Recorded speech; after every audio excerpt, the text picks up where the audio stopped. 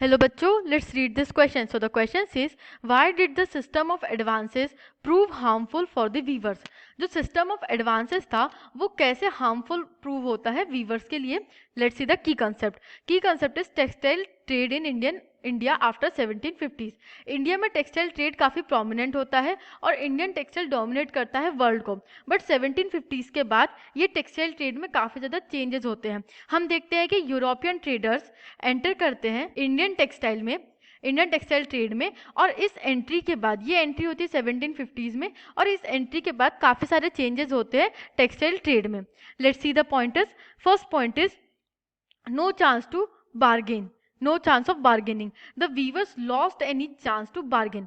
अब Indian textile trade जो होता था वो एक डील के थ्रू होता था. वीवर्स जो होते थे वो अपना प्रोडक्ट सेल करते थे सप्लायर्स को या ट्रेडर्स को, और फिर वो ट्रेडर्स आगे सेल करते थे एक्सपोर्टर्स को.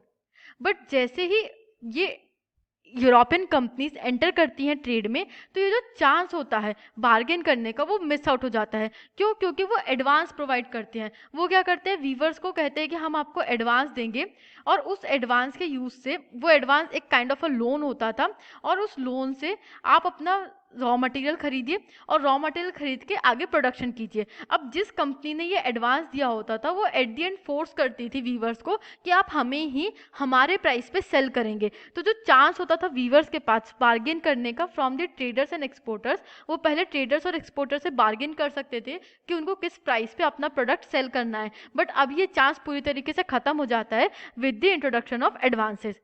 Second point is leasing of land. Leasing of land.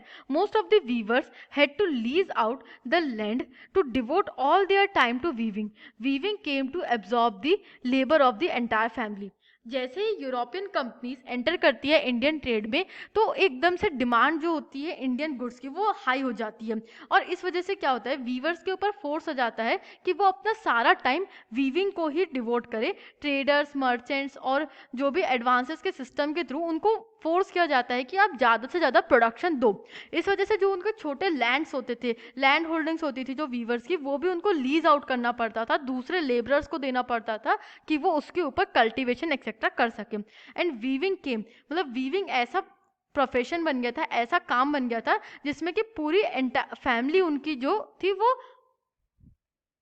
Labour contribute करने लगी थी. Third point is dependency for food on others. Most of the weavers, after losing their land, became dependent on others for the food supplies. हम India को कैसा देखते हैं, हम एक एग्रीकल्चरल कंट्री के बेसिस पे इंडिया को देखते हैं. एग्रीकल्चर एक प्रोमिनेंट एक्टिविटी थी हमेशा से. इंडिया में क्या था कि लोग अपने खाने के लिए जो चीज़ें थे वो उगाते थे, वो खुद प्रोड्यूस करते थे. बट जैसे ही वीवर्स की जो लैंड होल्डिंग्स थी, स्लोली एंड ग्रेजुअली उनकी लैंड होल्डिंग्स खत्म होती जाती है, क्योंकि उनका सारा टाइम जो था वो वीविंग में जा रहा था.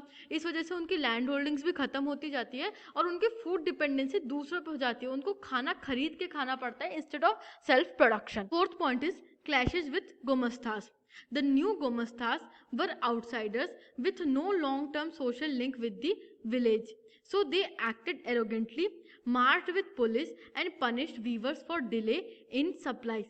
There were reports of clash between weavers and gomastas. गोमस्तास जो थे वो एक पेड सर्वेंट थे फ्रॉम द कंपनी साइड या from the European trading company जो थी उनकी साइड से जो पेड सर्वेंट्स थे वो गोमस्तास कहलाते थे. अब ये जो गोमस्तास थे ये नए लोग थे, ये आउटसाइडर्स थे, ये ओरिजिनल ट्रेडर्स नहीं थे जिनका लिंक था विलेजेस से. ओरिजिनल ट्रेडर्स कैसे थे, they were connected to the villages and they were connected to the weavers. But ये जो गोमस्तास थे इनका कोई लॉन्ग टर्म लिंक नहीं था वीवर्स से. There was no long term social link with the village, और इस वजह से वो बहुत एरोगेंट बिहेव करते थे वीवर्स से. Like weavers were their servants, they march with police.